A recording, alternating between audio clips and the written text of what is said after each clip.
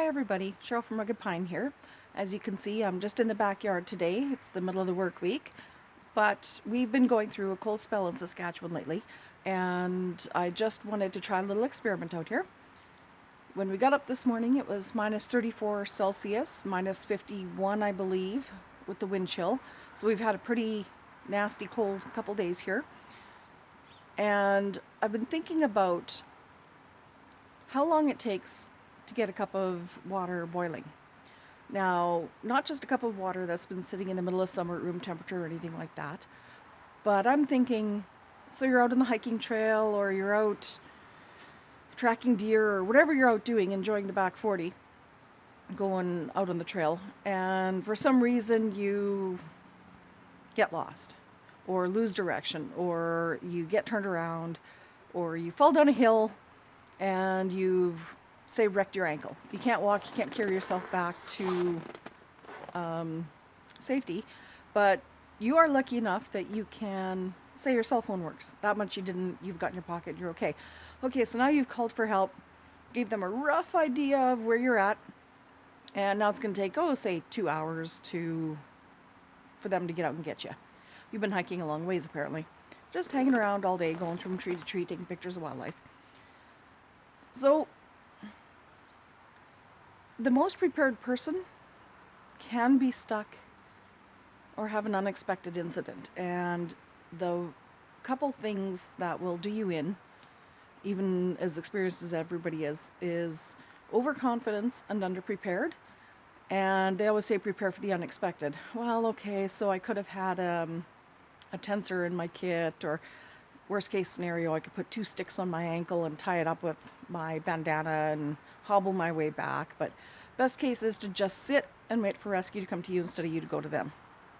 So what I'm going to do is I'm going to try to get a cup of water boiling, assuming I was lucky enough to keep my backpack as I roll down the hill and it's full of my day gear. I'm going to try using my isobutane propane. Now, minus 34, I'm betting it's not going to light. If it does light, it's going to go out. The longer it heats, the faster it's going to get cold, the sooner it's going to die. So I'm going to try that, time it, see how many minutes I can get out of that and how successful I am. As you can see, pretty cold. And then I'm also going to try my little biofuel stove.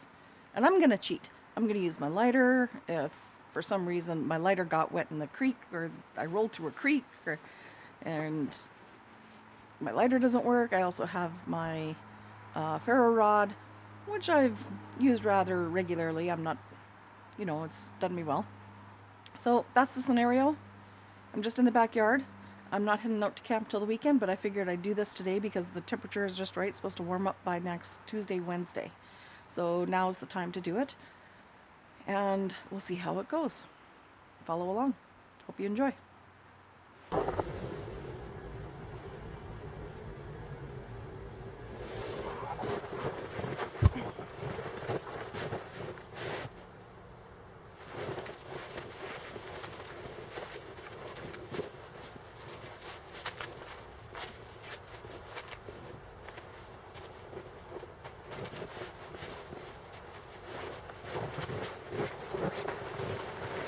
Alright, first things first. We're going to do this as if I'm not going into shock. I'm healthy and I've got all my appropriate winter wear and mitts. We're going to get an isobutane propane fire going and see if we can warm up some water.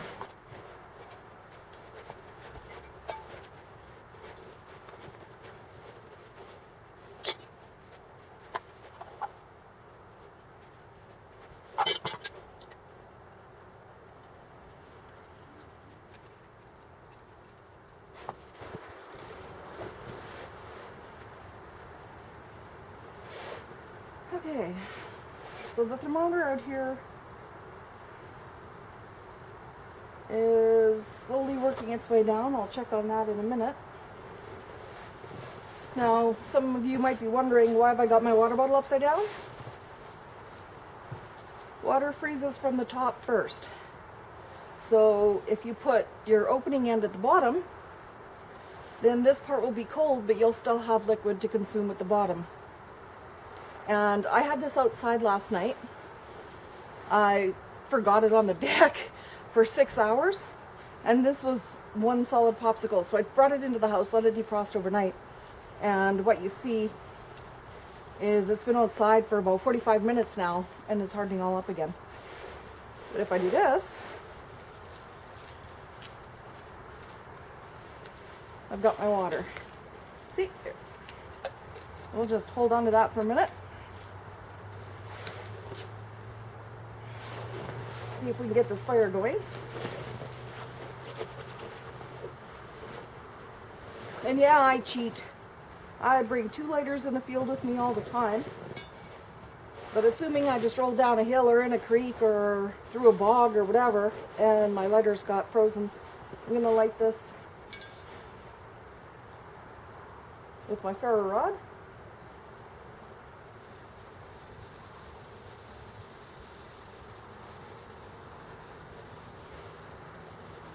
So it's open, I've got a good sound.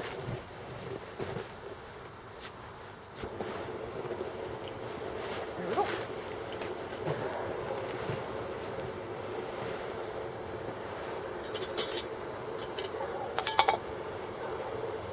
See how long it takes before that freezes up on me. Okay. Starting stopwatch.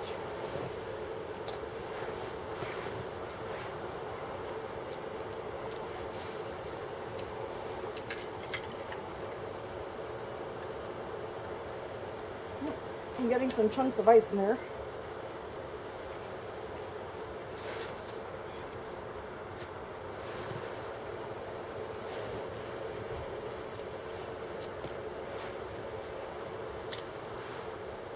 Okay, the water is currently 0.4 degrees Celsius.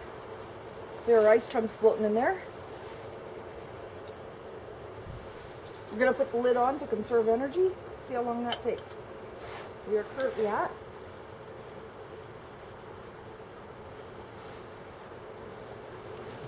minute 35. Okay, the sun's going down. Let's see if you can see that. Minus 27.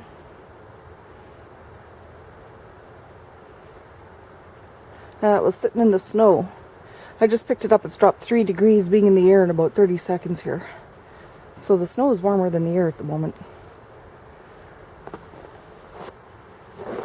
The fact that I have it on a stump instead of in the snow is helping that fuel burn.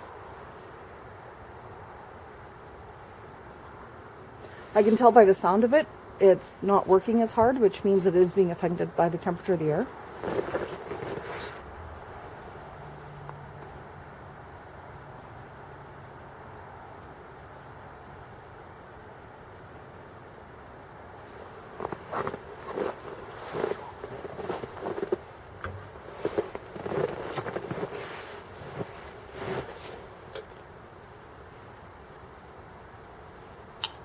It's steaming. Remember, I'm healthy. I'm not going into shock. Stop moving. We're at 83.9 Celsius. And I'm going to stop that there. I'll tell you why.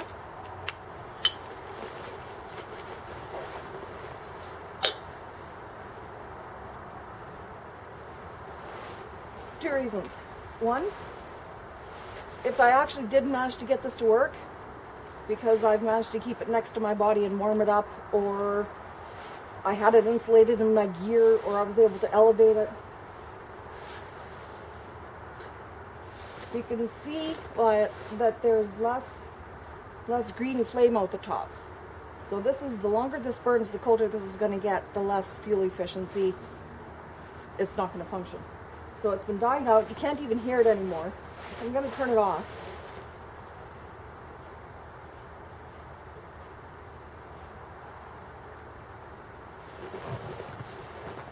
And that was 9 minutes now.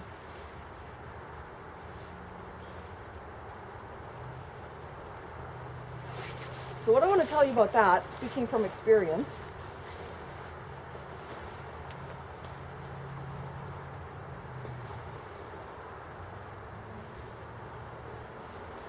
if your body temperature is going down, when a person has hypothermia, their insides are dropping in temperature. So what you could normally drink, say you're going out for coffee to the local coffee shop, and you're warm and healthy, you can take heat. When your insides and your extremities are freezing, all of your blood is being pushed up to your heart and your head to help keep those functioning and safe from damage. You give someone that hot chocolate, not knowing any better, but coming from a good place, you mean well, you're going to scald the inside of that person. Try and warm them up externally first, and then when they get a little bit closer to a normal body temperature, then you can take a chance on a lukewarm liquid. Just barely above finger temperature is going to seem hot to them. You shouldn't even actually be doing anything by mouth until you get that person to safety, and you've warmed them up externally and you've gotten them into heat. By then, you've been able to contact some first aid. They're on their way, search and rescue, and you'll be good to go from them. Take their advice. They'll have a medic on their team.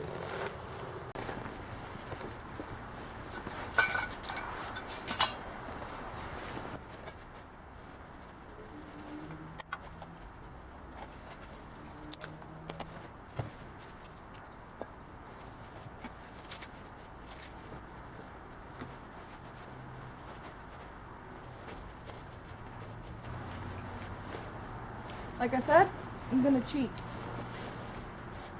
This is kind of a best case, worst case scenario where my lighters didn't end up non-functional from being dumped down the hill. I'm going to set this up and see how long it takes me to get going, assuming I'm half frozen and trying not to go into shock.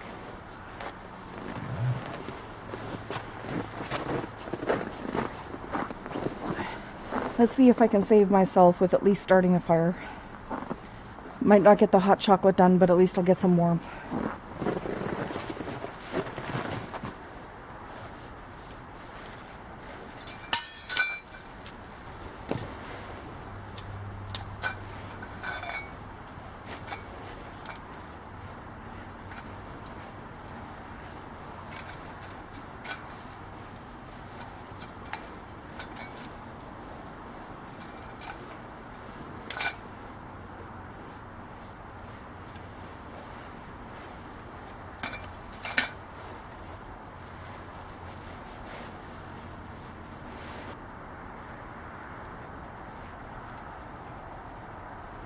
Yeah, I'm starting my stopwatch a little late.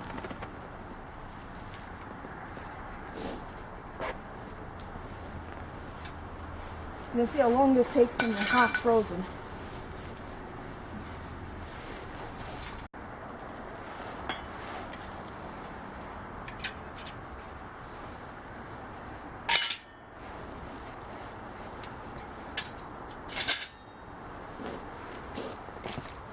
Okay, that leaves it sticks.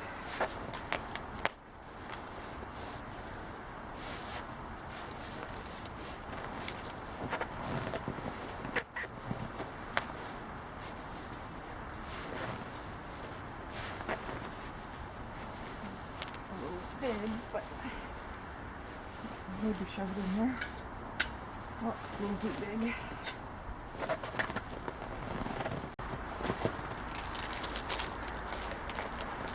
Picked up these wooden roll fire starters, so I'm going to use one of those tonight just to see how they do.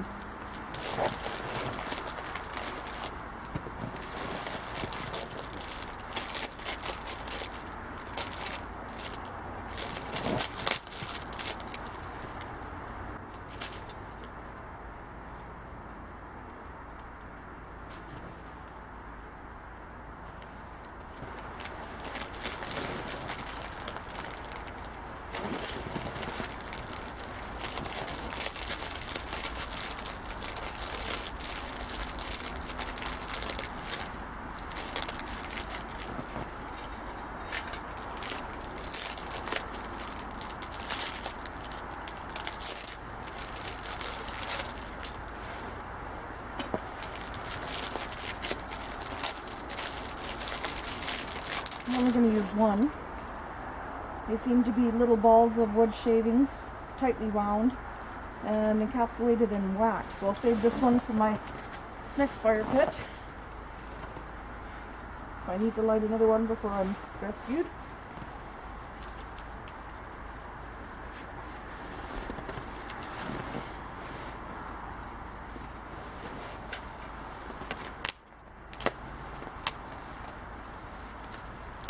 So we've got some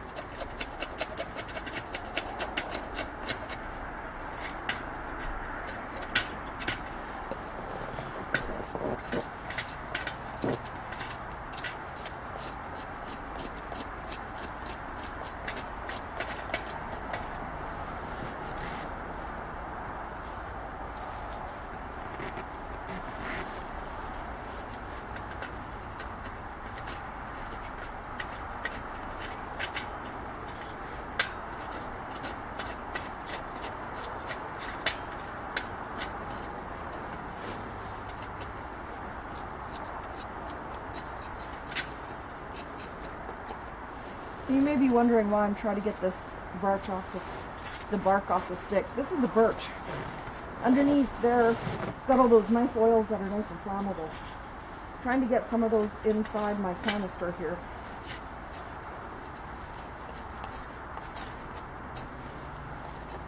It'll help as a fuel accelerant.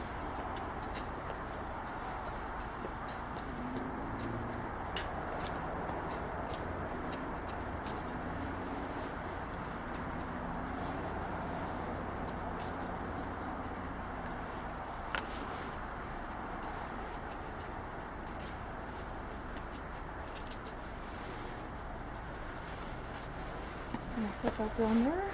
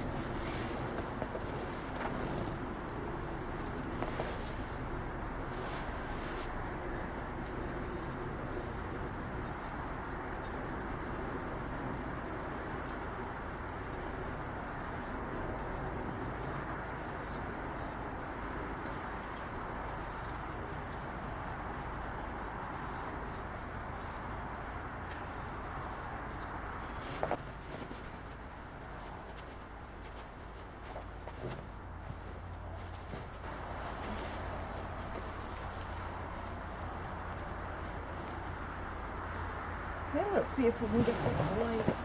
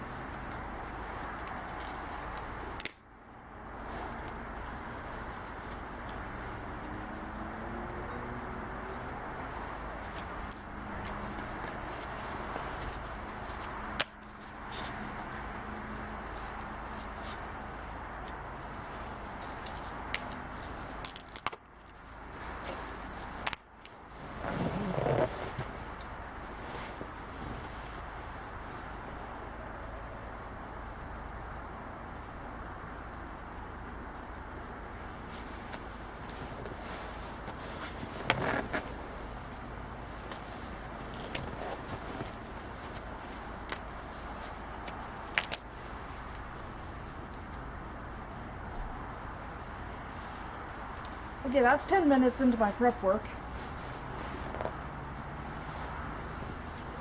with gloves on. Now the reason I put snow on the stump is I just didn't want to burn my stump.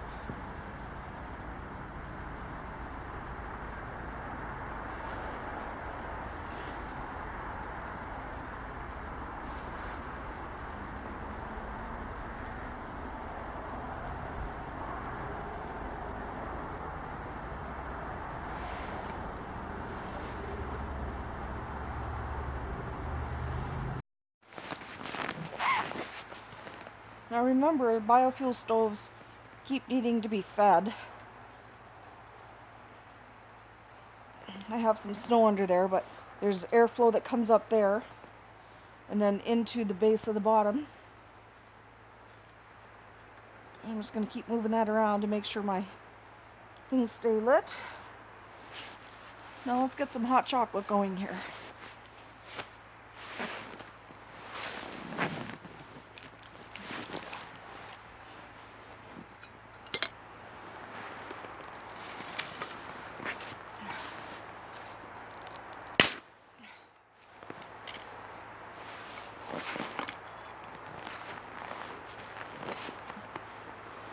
Still got some liquid left.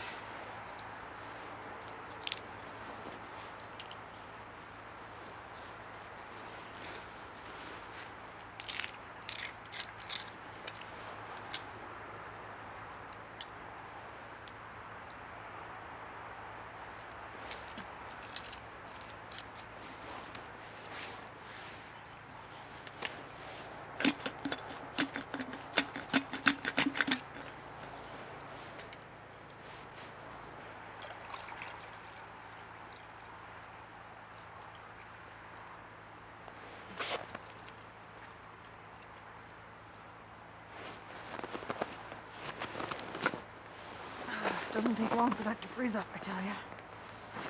Okay.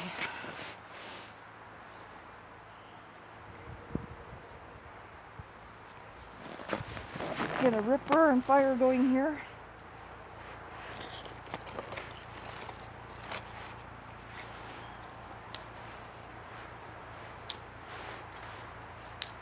And if I put this size of mug right on top of the fire, I'm gonna smother it. So I gotta put something else on top instead, because I don't have a metal plate. Just stick that on the edge.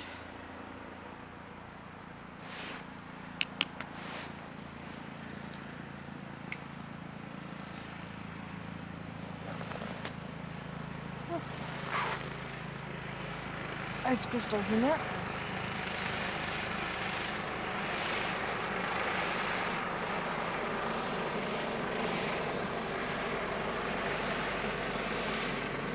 Hopefully that boils before it burns through.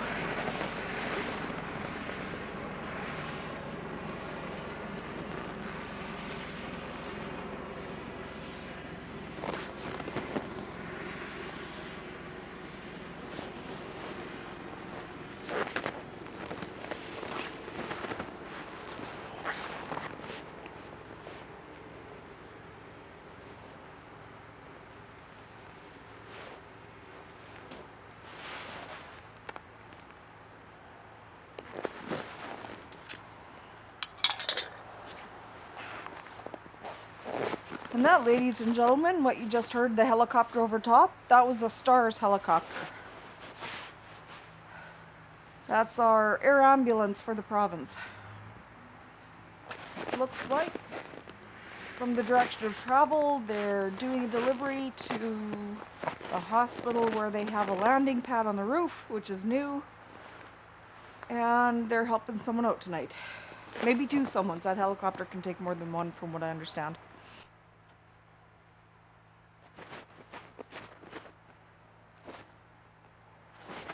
Okay, you can't just rely on this thing to keep burning on its own. You gotta keep feeding it. So we'll keep feeding it. I have some maple here. I have some spruce twigs.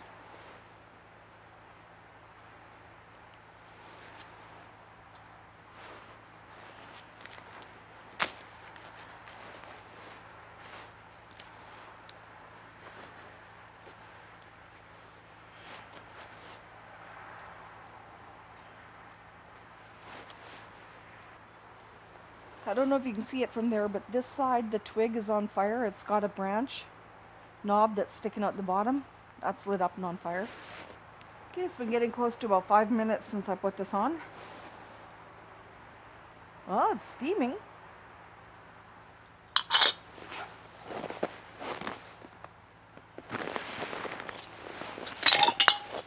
Oh,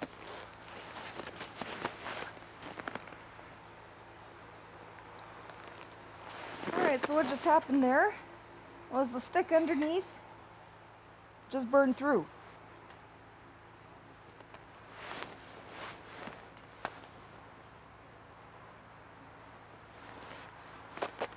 Here's the other half, still glowing.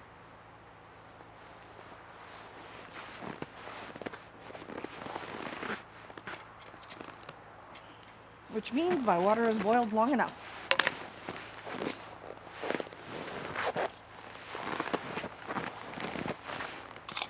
Now I managed to salvage about half a cup. I'm going to make my hot chocolate and go in for the night. And this whole doing it by wood this way took me a long time, and that was constantly taking my gloves off. If you're frozen because you've fallen down a hill and lost your mitts, or you fell into a creek and you're all soaking wet, or your clothing's been damaged, or you didn't dress for, well, you dressed for the weather, but the weather was, 5 hours ago, and it took a turn for the worse. Even the most experienced hiker and camper can be caught in those conditions, so you can do your best.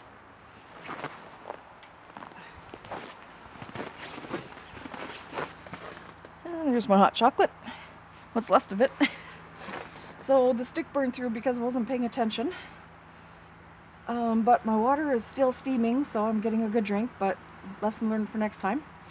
So the takeaways from this tonight are no hot liquids to a hypothermic.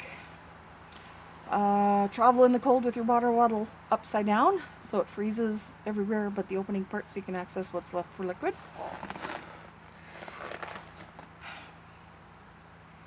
Gaseous fuels don't work in the cold, because the longer they burn, the colder they get, the faster they go out.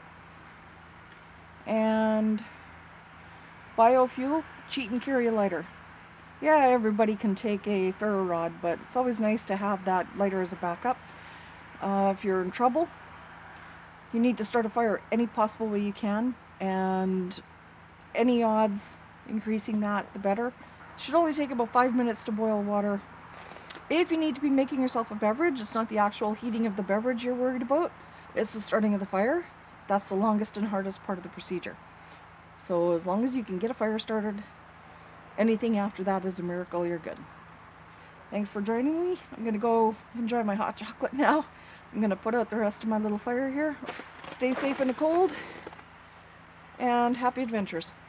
Thanks for joining me tonight. Talk to you later.